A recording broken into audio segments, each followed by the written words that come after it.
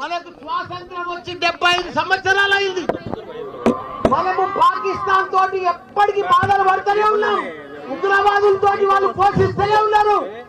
మనం ప్రధానమంత్రికి ఒకటే మేము మనవి చేస్తున్నాం అందరికి, మోడీజీ पाकिस्तान उग्रवादों को खत्म करो, कुचल कुचल के खुचल के रख दो एक एक को।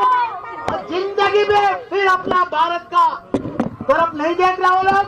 उग्रवादों को पूरा पाकिस्तान ప్రపంచంలో చిత్రపటంలోనే పాకిస్తాన్ కనిపిస్తుంది. నెక్స్ట్ మనం 75 సంవత్సరాల నుండి బాధపెడుతున్నారు. మనం ఇక భరించలేము, మనం ఇక ఓపిక లేదు మనకు. మన సైనికులు మన ఎంతో మంది ప్రాణాలు కోల్పోయారు. ఈ రోజు కూడా మన తెలుగు బిడ్డ మురళీ నాయక్ గారు చనిపోయారు. ఆయనకు కూడా పెద్ద ఎత్తున సంతానం. ఆయన మనం ఎంత ఇచ్చినా ఆయన లోటు తీర్చలేము. ఆయన కుటుంబానికి కూడా చెప్తున్న మనం మాత్రం ఇప్పుడు వదిలేదే లేదు.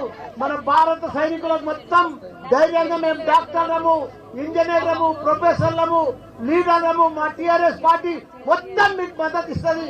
మీరందరూ కూడా పోరాడి ఆ ఉగ్రవాదులను మొత్తం ఖతం చేయాలని కోరుకుంటున్నా. జై జవాన్.